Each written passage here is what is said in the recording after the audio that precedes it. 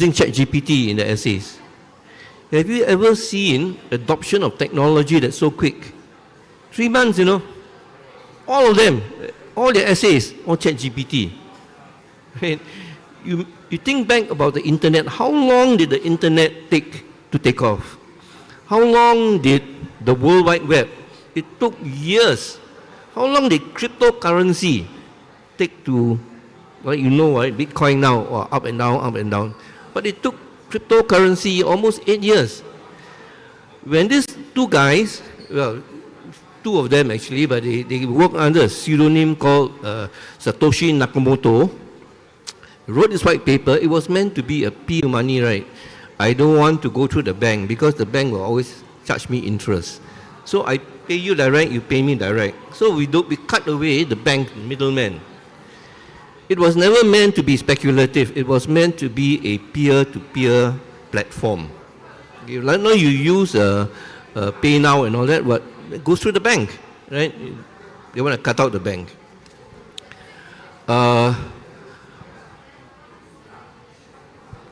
That time when it came out, it took 10,000 bitcoins to buy one pizza. You cannot widely use, but it cost 10,000 bitcoins to buy one pizza. That was several years after it was launched. Today, Bitcoin, the last time I saw yesterday, one Bitcoin is 48,000 US dollars. It went up to something like nearly, did it hit 100? It's 100,000. So imagine if you had sold this guy a pizza for 10,000 Bitcoins, you'll be a billionaire. But it took so long for Bitcoin to take hold, to get traction, but now Bitcoin is taken traction, you cannot chase it away.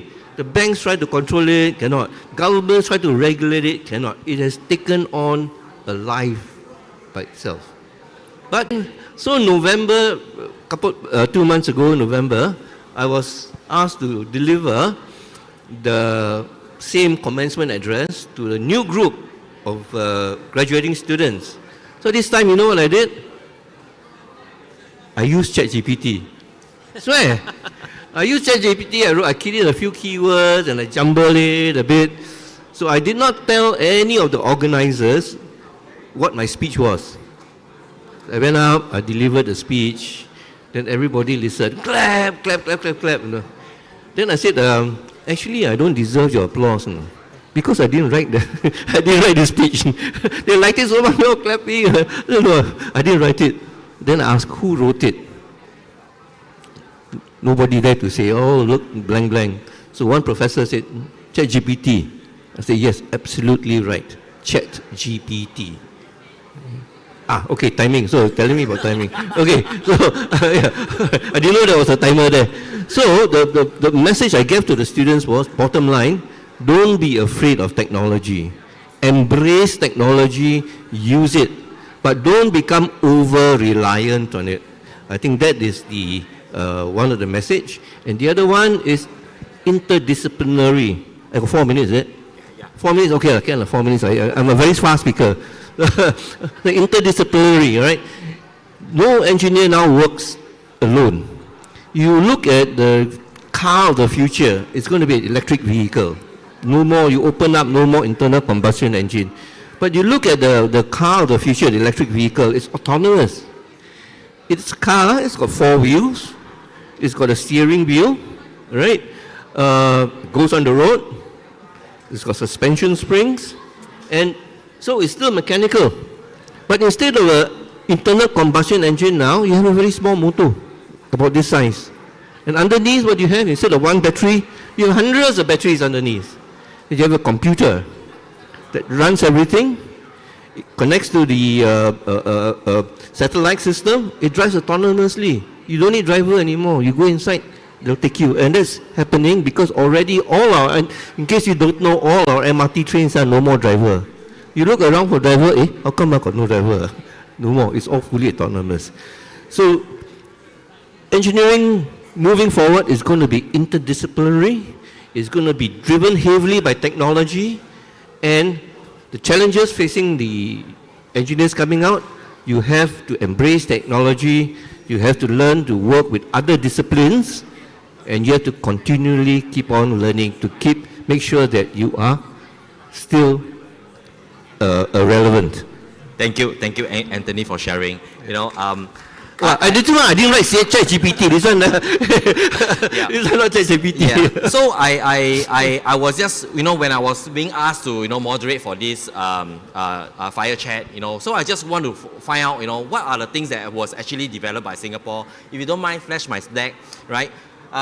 So this is really what I saw that we have actually, Singapore has, these are some of the technologies that has already developed in Singapore that has actually put in place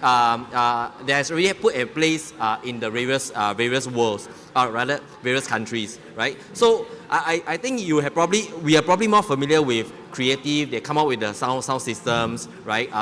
But I'm not sure whether any of you can spot more than the two companies that actually been really realized, right? I think USB has really been put forth. This was actually a technology that we commonly use, but I'm not sure if any of you know that. Or maybe I put it this way, right? How many of you, have a show of hands, can find more than 2 companies that was actually developed in Singapore? No? Right? So I want to share over here is that actually in Singapore there is a lot of innovation that is being done in locally, but only the things that we probably don't really publicize that. Right, but why I believe why I put it as a square box over that side is because I'm hoping maybe after this presentation we could perhaps put Renetics inside. Right? Certainly. Yeah. So I think maybe with that I thank my speakers for coming in to share with my speakers. I know we are in view of time. I think my speakers will be at the booth in the School of Engineering and Technology. Should any of you want to hear more about our experiences, I think we'll be more than happy to take you all from there. Right? If not, thank you very much. Thank you.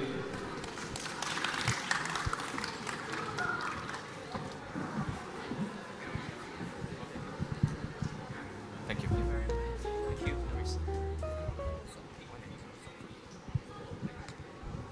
Thank you.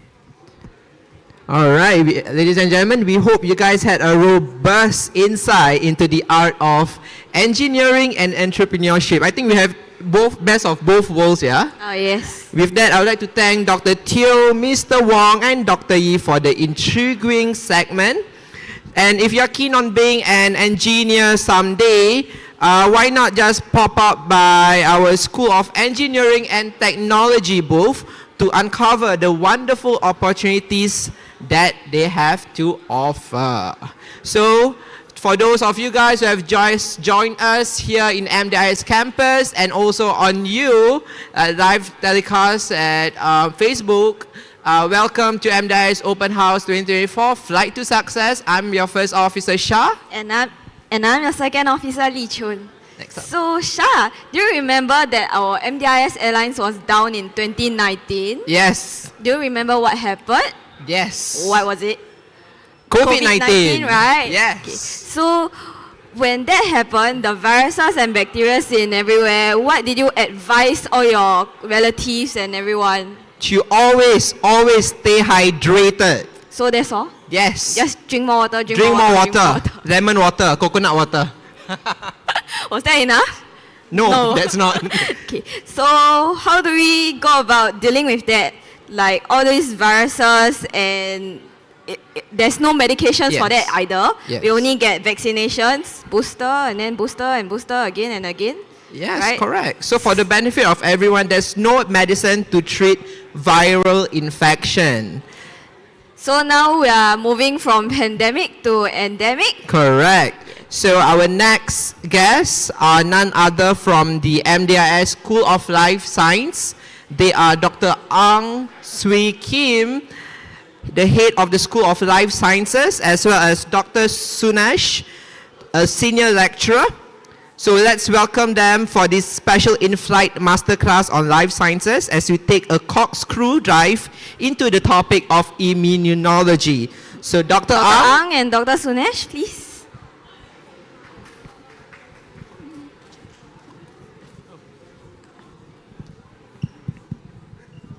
Right. Thank you for the introduction and welcome for our session, for joining our session. My name is Dr. Ang. I'm head of School of Life Sciences. And just a little bit about myself. Would you like to sit? Or sit, okay. Much better. A little bit about myself. I graduated from the University of Manchester, United Kingdom, in biochemistry back in 2011. I joined MDIS in year 2019, just before the pandemic hit. Now I'm the head of School of Life Sciences. In School of Life Sciences, we take pride in the quality of our teaching delivery. We are privileged for having an excellent teaching team, of which Dr. Sunesh, our speaker for this session, is part of them. A little bit of background about Dr. Sunesh. He graduated from the University of Pune, India, and subsequently he went to do his postdoctorate training in the Shanghai Jiao Tong University for 2 years in China. He specializes in antifungal antibiotics. And he's actively doing research in our school as well, supervising students every year. Dr. Sunesh joined School of Life Sciences in year 2010, making him our longest serving senior lecturer for our school. We are lucky to have him. For this session, he's going to talk about immunology. Dr. Sunesh, please. Okay, thank you, Dr. Ang. As you can see here, the topic is on the immune system. Now, we know that the most important part of our body is the immune system, because every few minutes, every few hours, there are thousands of microorganisms or viruses which are entering inside our body. Every time we inhale, we breathe, we eat, we drink, there are thousands of organisms which do manage to enter inside. So how is it that we are not falling sick every other day? It's because of the immune system. So the immune system has a lot of proteins, complex components, and cells which are responsible for tackling all these microorganisms that are entering inside. So the moment you breathe in, the organisms are dealt by these immune cells, and that's why you don't have any problems. Now, if you see here, there are two types of immunity, or the immune system is divided into two types. You have the innate and the adaptive immunity.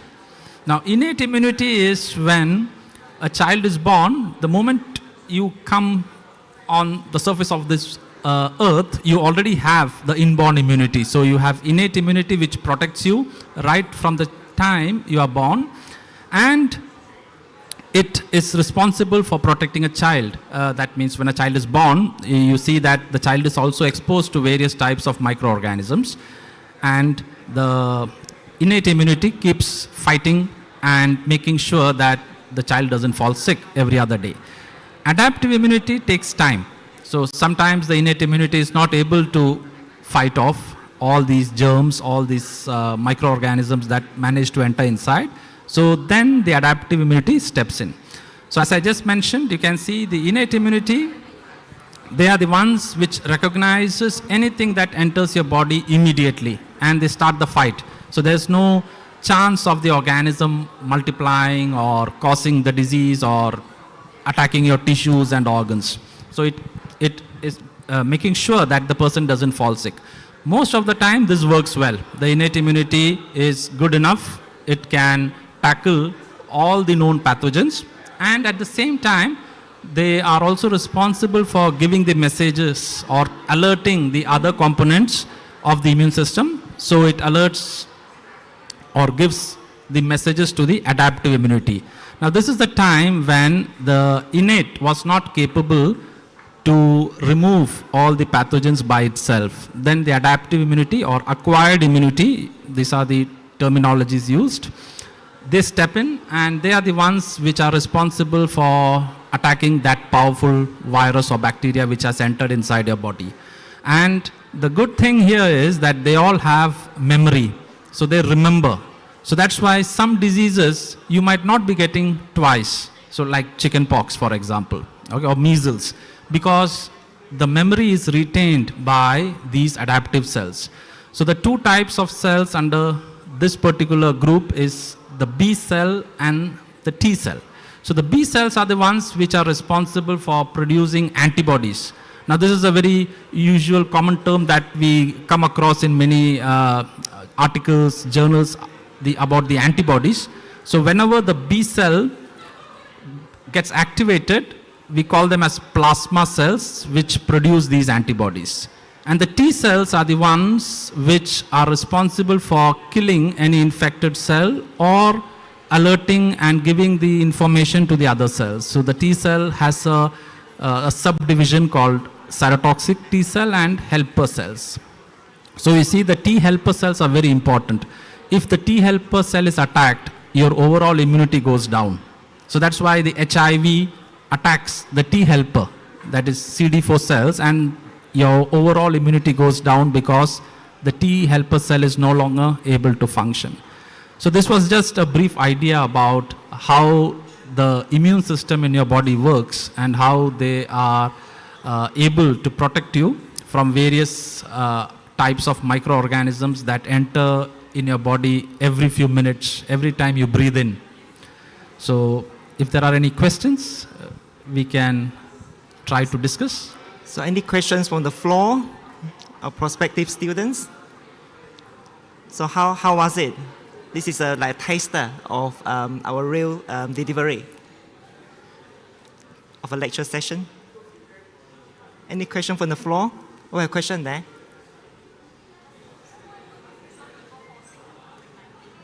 All right, so we have a question here. Why don't some people fall sick from COVID-19? It's down to genetics. Based on a paper published last year, they found that there is a mutation in your HLA gene. HLA stands for human leukocyte antigen, which is a protein that signals your T cells to attack infected cells, of which obviously if your cells infected by COVID-19, then the reaction is quicker. So to answer the question, it's all down to genetics. This one hypothesis that scientists has actually found based on a number of people, a cohort of people who never fall ill from COVID-19, but they actually tested COVID positive versus people who were tested COVID positive, but then they were so ill. All sorts of symptoms and everything they were heard of. Any more questions from the floor? Prospective students?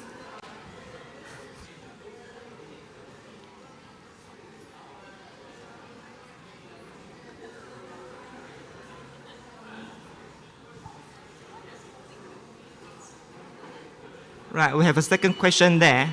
Why does COVID virus mutate so quickly?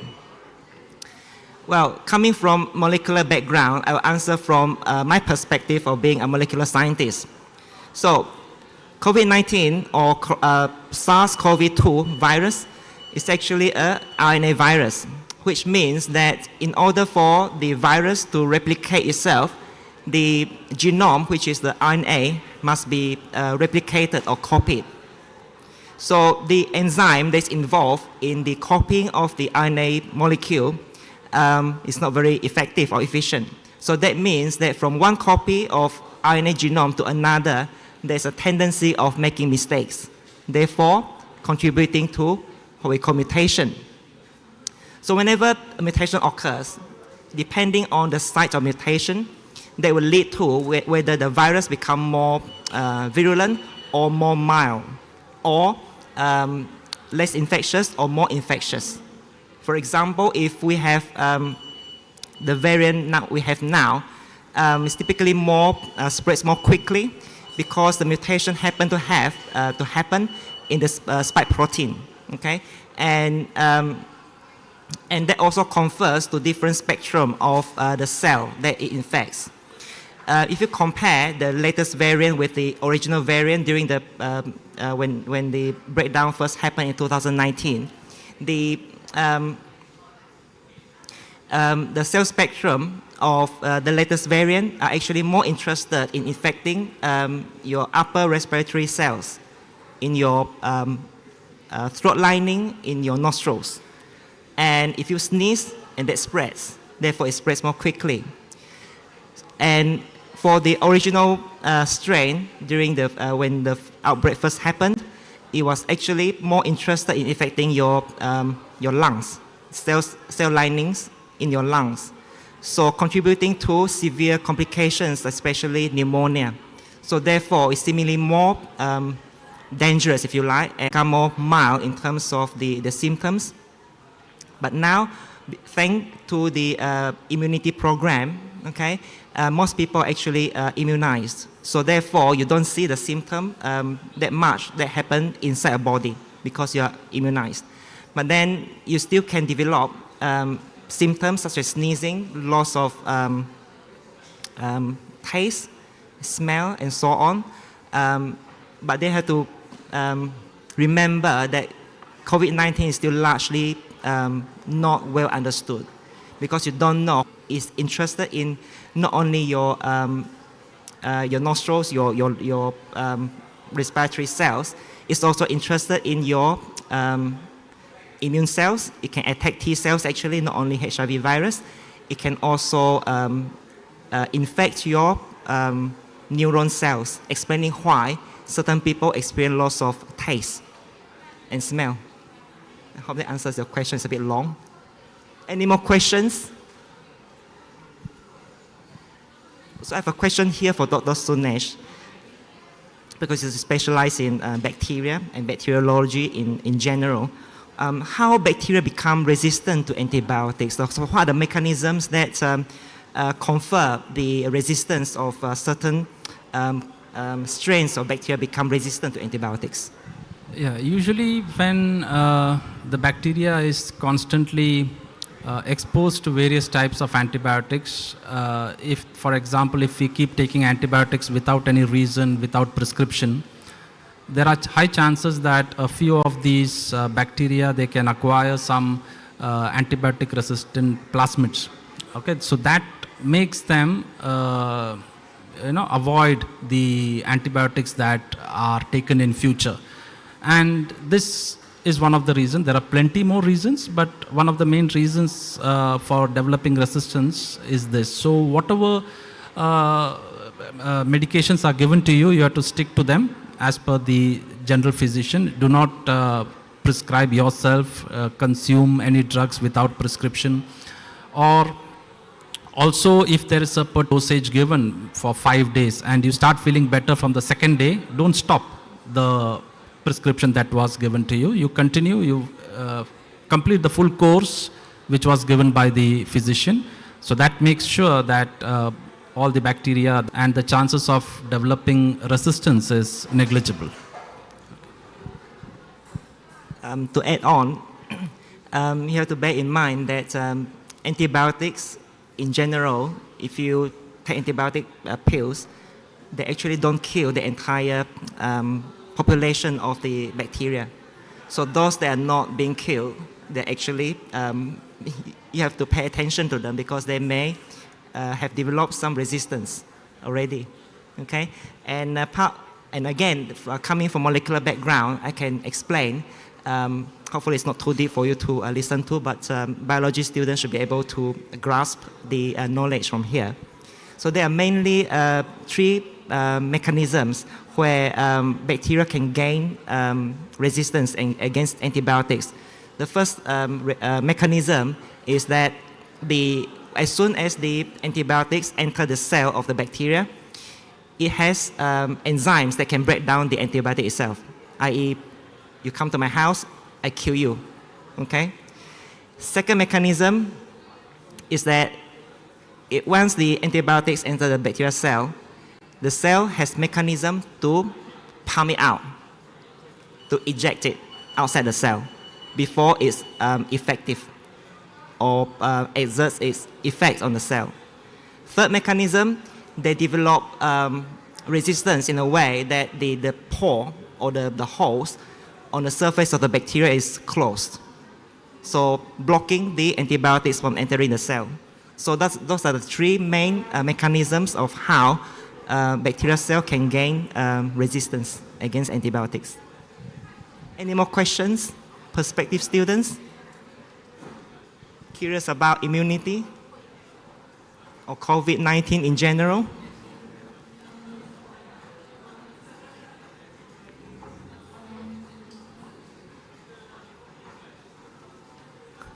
No more questions?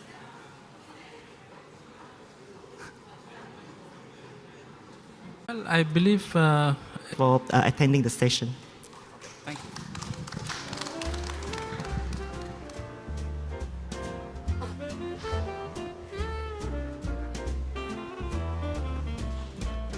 Thank you, Dr. Ang and Dr. Sunesh. We hope that you have find this a session that is great initiative on how you can ensure that virulent viruses and bacteria are away from you and your loved ones. So, Shah, what do we have now? Yes, that is right.